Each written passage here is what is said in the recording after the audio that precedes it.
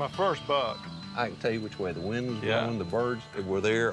He was a 5-pointer. He was a 12-point buck. I thought this biggest deer anybody's ever seen. My mind could not absorb the experience. Make versus country. Your country.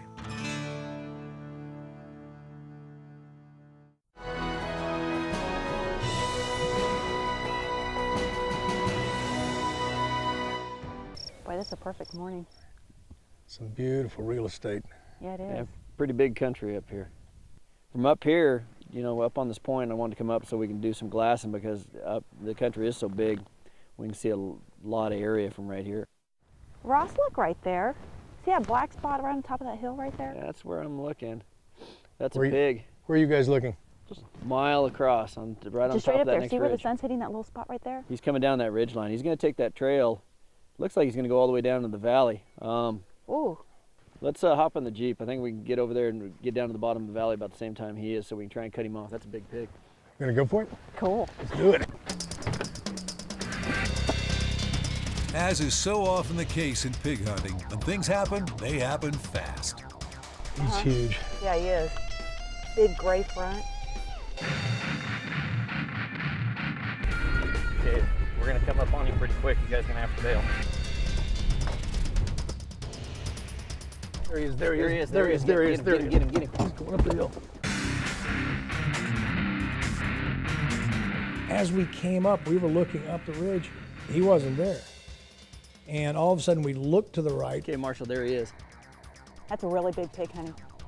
He was 100 yards or better, and he was going away. Again, as I said, he was on a mission. I think he's gonna turn. He's not going to stop. You're going to have to take a shot. I broke him down from the rear, and I was just gonna stop him right there. I fired. Again. He broke left at a dead run. In front. That last one hit him right in the back. He's still moving. Let's go, he's moving. I can't get a shot from him. And we saw the bullet hit him, and it hit it about center mass of the hill. I mean, there's a big puff of dust and everything else flying. So we know we hit him clean. He's still going up. He's toward the sunshine up on the hill. See him? Right there, that clump of trees right there. I saw him walk it there, went through the draw, up on that hill, and he went into that thick, and he seems to be holding right there and walking around. Yeah, if we can, let's try and parallel. I don't want to try and push him, but try and get up and work our way back down. And get a clear view. Yeah. We were trying to put together a plan. So I went over and I started looking. I knew where the animal had turned, and I knew where I had fired. So I wanted to see, you know, blood trail, whatever we can find. He might be laid up under something right down in here. Which will be kind of dangerous. Yeah, he ain't gonna be a happy camper. No. I saw very clearly how he had hit the tree and rolled into limb. He had snapped some limbs off, and they're, you know, inch around, and fresh break right there. And then I looked down, and there was a tuft of hair. So I knew I'd cut some hair on this particular pig. You don't just bail off in behind one of these, you know, these animals. If he's wounded or not wounded as well as you think, he can turn around and hurt you. I mean, he can hurt you really bad. So we decided to go up a ridge and glass. If we get over here and try and side hill this too much, there's gonna be too much cover between him and us. We're just gonna have to go kind of through the middle left, go real slow. And scan.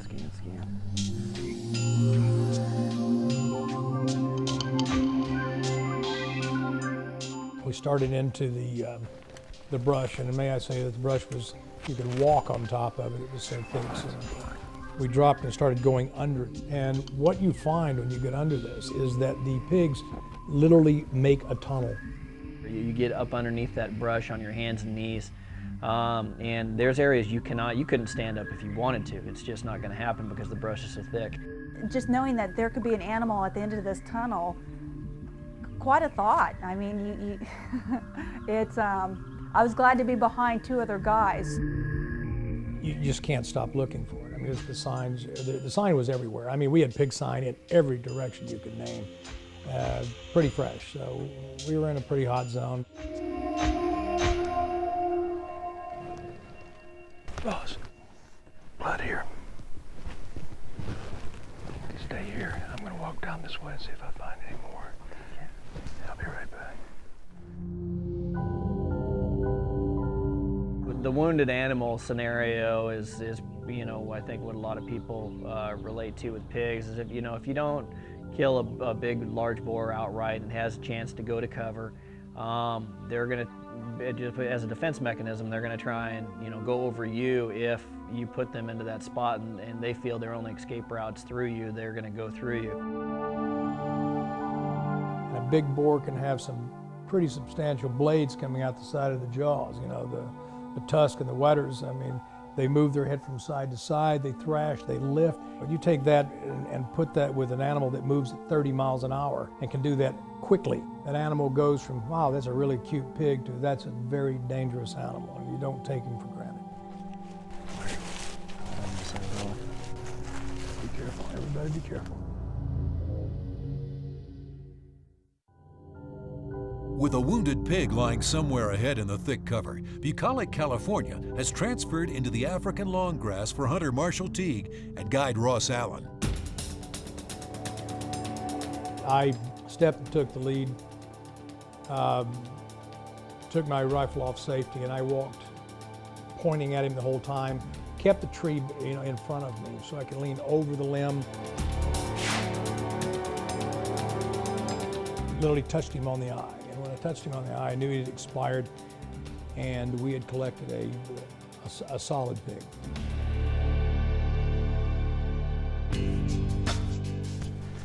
Well, I'm sure glad I didn't have to shoot him another time. Me too, Marshall. Congratulations. Thank you very much. Yeah, he is a big boy. I got to tell you, I hit him. The first shot I made, I hit him, and I saw him go down. I thought I spined him, and he was going down. And then, the second shot obviously was a clean miss, But the third shot, I punched him. Oh yeah, I thought you broke him down on that. I was looking through the binoculars, and I saw the hit, and I thought you broke him down, and I saw him come up on the opposite side of that draw, trucking, and he stopped, turned around, looked at us, and kept on going. And I know. I was kind of a little bit in awe there for a minute, going.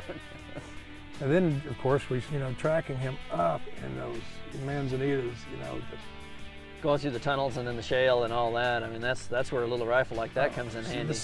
I got to tell you, this little Ruger, this Burris red dot scope. In the shadows there. Well, it's dark. Any given time of day, really, up in that, in all that cover, it's shadowy, it's dark, and it could be the middle of the day, and it's that way.